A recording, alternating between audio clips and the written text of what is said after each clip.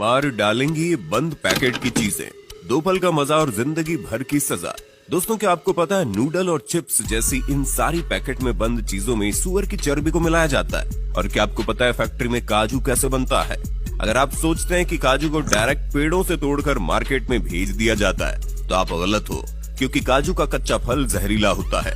और क्या आपको पता है सप्लीमेंट बनाने के लिए जानवरों की हड्डियों का इस्तेमाल किया जाता है? अगर नहीं पता तो टेंशन नहीं लेने का, क्योंकि आज के वीडियो में हम आपको दिखाएंगे डेली लाइफ में इस्तेमाल होने वाली चीजें फैक्ट्री में आखिर कैसे बनती हैं। तो दोस्तों, फैक्ट्री का सफर स्टार्ट करने से पहले वीडियो को एक छोटा सा लाइक करके चैनल को सब्सक्राइब कर लो, क्योंकि ये वीडियो हमने बड़ी मेहनत से बनाई है। तो चलिए शुरू करते हैं। अपनी कुर्सी की पेटी बांध लीजिए, मौसम बिगड़ने वाला है।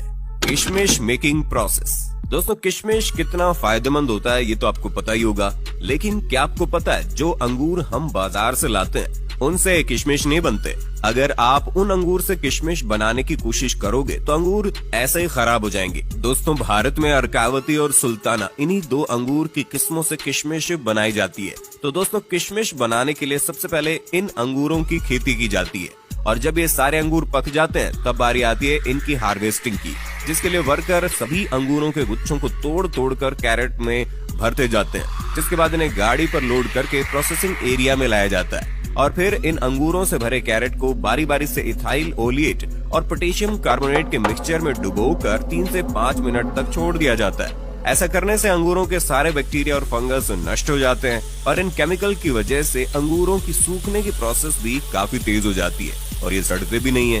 फिर इन अंगूरों को केमिकल में भिगाने के बाद इन्हें सुखाने के लिए एक जालियों का सेट बनाया जाता है, और इन जालियों पर अंगूरों को अच्छी तरह फैला दिया जाता है। अंगूरों पर डायरेक्ट धूप लगने से खराब हो जाते हैं, इसलिए इन जालियों के रूम को छायादार बनाया जाता है। और फिर इन अंगूरों को 10 दिन सुखाने के बाद ये सल्फर प्रोसेस के लिए रेडी हो जाते हैं, जिसके लिए इस जालीदार रूम को पूरी तरह से पैक कर दिया जाता है ताकि सल्फर का धुआं बाहर ना जा सके। उसके बाद रूम में थोड़ी थोड़ी दूरी पर गड्ढा करके उसमें भूसे को डालकर उस पर सल्फर पाउडर डाल दिया जाता है, और फिर सल्फर को जलाने के लिए उस पर जलता हुआ कोयला डाल देते हैं। ऐसा करने से रात भर सल्फर का धुआं अंगूरों पर लगता रहता है, जिसकी वजह से अंगूर तेजी से सिकुड़ने लगते हैं। और इसके बाद अगले दिन इस रूम को खोल दिया जाता है, और फिर अंगूरों को 4 से 5 दिन सूखने के लिए छोड़ दिया जाता है। और जब सभी अंगूर सूख कर पूरी तरह से किशमिश बन जाते हैं तो इन किशमिश को निकाल कर कैरेट में भर लिया जाता है। इसके बाद इनकी सफाई करने के लिए इन्हें प्रोसेसिंग फैक्ट्री में लाया जाता है। फैक्ट्री में लाने के बाद सबसे पहले किशमिश को क्लीनिंग मशीन में डाला जाता है, जहाँ ये किशमिश कन्वेयर बेल्ट की मदद से जब वाइब्रेटिंग मशीन तक पहुँचते हैं तो ये मशीन अपने आप वाइब्रेटिंग सिस्टम की मदद से किशमिश में मौजूद डंडियों और कचरों को अलग कर देती है।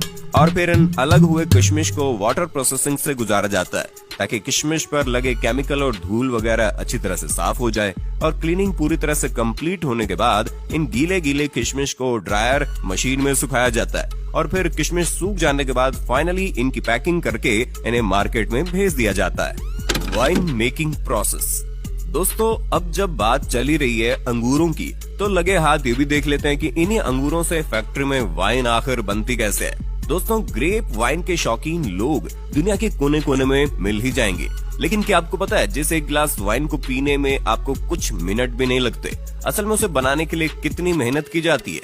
दरअसल नई अंगूर की खेती के लिए अंगूर की सूखी बेलों का इस्तेमाल किया जाता है, जिसके लिए यहाँ बेस्ट क्वालिटी के अंगूर के पौधों को तैयार किया जाता है। सबसे पहले खेतों से सूखी बेलें इकट्ठी कर ली जाती हैं, उसके बाद उन्हें फैक्ट्री में लाया जाता है और एक ऐसी मशीन में डाला जाता है जिसमें बेल की टहनी के ऊपर से बेकार का झाड़ हटाकर उसे साफ सुथरा करके लंबी लंबी टहनियां बना ली जाती है। अब इन्हें इकट्ठा करके कारीगरों के पास भेज दिया जाता है। कारीगर इन टहनियों को एक सी लंबाई में काटकर इनके गट्ठर बना देते हैं। उसके बाद बारी आती है इनकी सफाई करने की, और इन पर से धूल मिट्टी और बैक्टीरिया को साफ करने के लिए इन्हें एक ऐसे लिक्विड में डाला जाता है जो इन्हें साफ करने के साथ साथ जर्म्स फ्री भी बना देता है। अब काम शुरू होता है कलम बनाने का, यानी कि ग्राफ्टिंग का, जिसके लिए जो सबसे अच्छी क्वालिटी की टहनियां होती हैं उन्हें गांठ वाले हिस्से की तरफ से छोटे छोटे टुकड़ों में काटकर उन्हें उसी घोल में डालकर उनकी भी सफाई कर ली जाती है।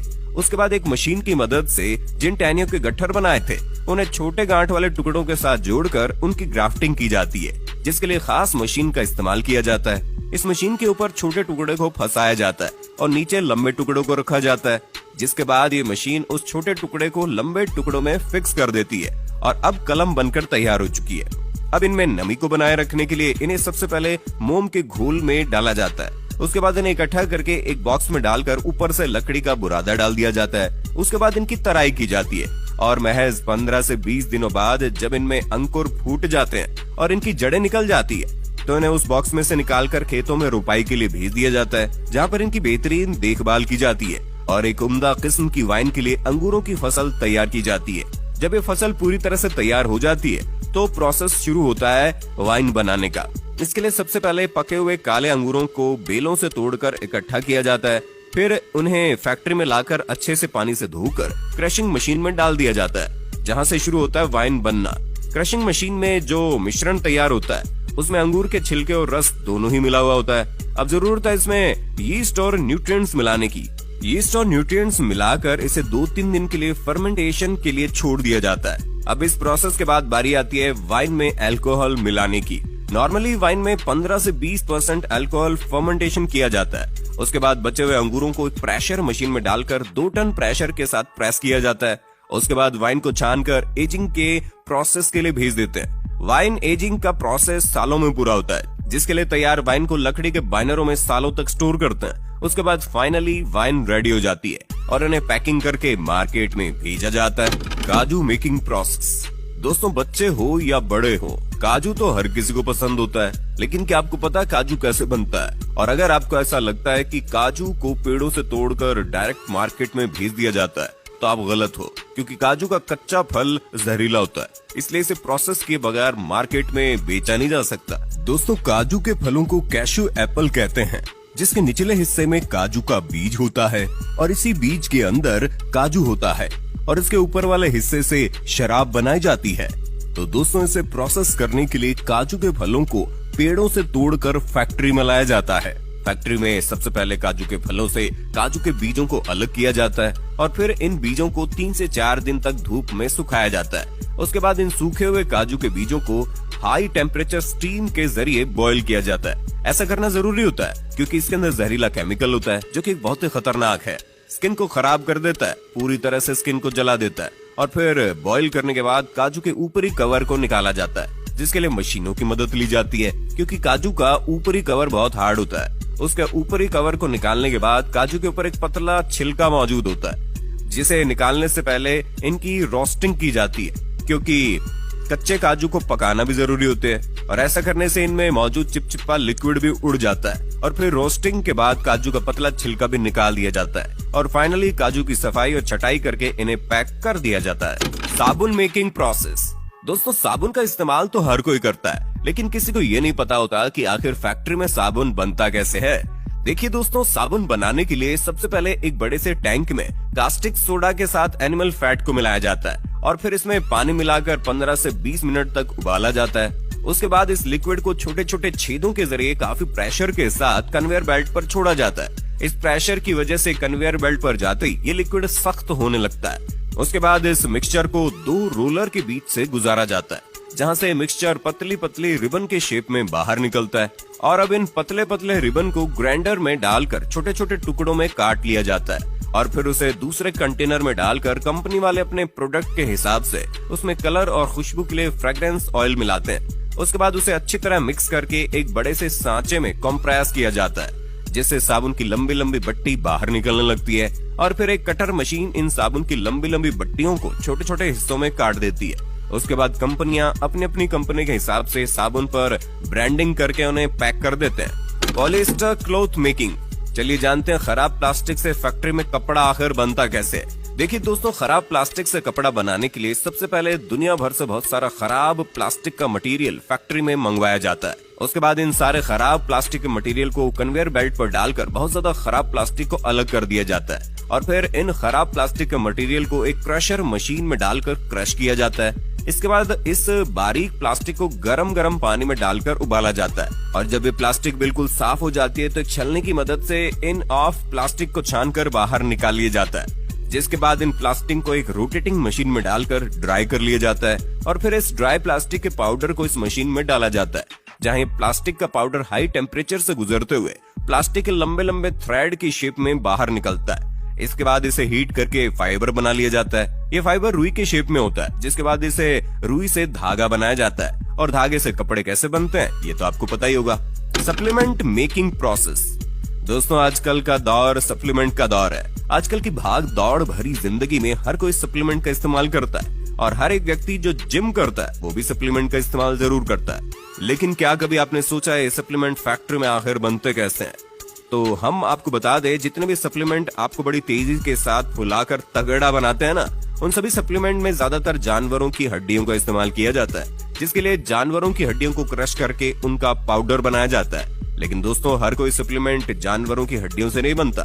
जैसे कि वे प्रोटीन दूध से बनता है, तो दोस्तों वे प्रोटीन बनाने के लिए सबसे पहले बेस्ट क्वालिटी का गाय का दूध काफी बड़े पैमाने पर फैक्ट्री में मंगवाया जाता है। उसके बाद इस दूध में एंजाइम्स मिलाकर प्रोसेस किया जाता है, जिससे दही और लिक्विड वे अलग अलग हो जाते हैं और फिर इस लिक्विड को 145 डिग्री पर गर्म करके तुरंत 4 से 5 डिग्री पर ठंडा कर लिया जाता है। इस प्रोसेस को पास्चराइजेशन कहते हैं। ऐसा करने से इसमें मौजूद सभी बैक्टीरिया नष्ट हो जाते हैं। उसके बाद माइक्रो फिल्ट्रेशन और आयन एक्सचेंज की मदद से वे में मौजूद फैट और लैक्टोज को बाहर निकाल दिया जाता है। इसके बाद जो बचता है वो क्लियर वे प्रोटीन होता है, लेकिन अभी तक ये लिक्विड फॉर्म में, इसलिए इसे एक ड्रायर में डाल दिया जाता है। ड्रायर में लगी हॉट एंड कोल्ड एयर इसका पानी सुखाकर इसे पाउडर बना देती है, जिसके बाद हमें मिलता है 90% वे आइसोलेट पाउडर। अब बारी आती है इनकी टेस्टिंग की, और टेस्टिंग में पास होने के बाद इनमें फ्लेवर ऐड किया जाता है। इसके बाद इन पाउडर को डिब्बों में भर के ढक्कन लगा दिया जाता है और फिर अलग अलग कंपनियां अपने अपने कंपनी के हिसाब से लेबल और डिटेल्स लगाकर इन डिब्बों को पैकिंग करके मार्केट में भेज देती है। Chips noodles making. दोस्तों नूडल्स, मैगी, लेज, चिप्स जैसी कई सारी चीजों को बनाने के लिए सुअर की चर्बी का इस्तेमाल किया जाता है। अगर आप इन पैकेट में बंद चीजों को देखेंगे तो इस पर आपको MSG लिखा मिलेगा, जिसका मतलब होता है मोनोसोडियम ग्लूटामेट। दोस्तों ये MSG सुअर की चर्बी से बनता है। जब ये बात तेजी से फैलने लगी तो कई सारे देशों ने MSG को बैन कर दिया, लेकिन उसके बाद ये चालाक कंपनियां MSG की जगह E631 नाम का इस्तेमाल करने लगी। आज कई सारी कंपनी E631 के नाम पर हमें सुअर की चर्बी खिला रही है। तो दोस्तों किसी भी चीज को खाने से पहले आपको पैकेट अच्छी तरह से चेक कर लेना चाहिए। और अगर आज के वीडियो में दी गई ये सारी जानकारी आपको अच्छी लगी हो तो वीडियो को लाइक करके चैनल को सब्सक्राइब कर लीजिए और इस वीडियो को अपनी फैमिली में, अपने दोस्तों में ज्यादा से ज्यादा शेयर करें ताकि जानकारी हर किसी को मिल जाए।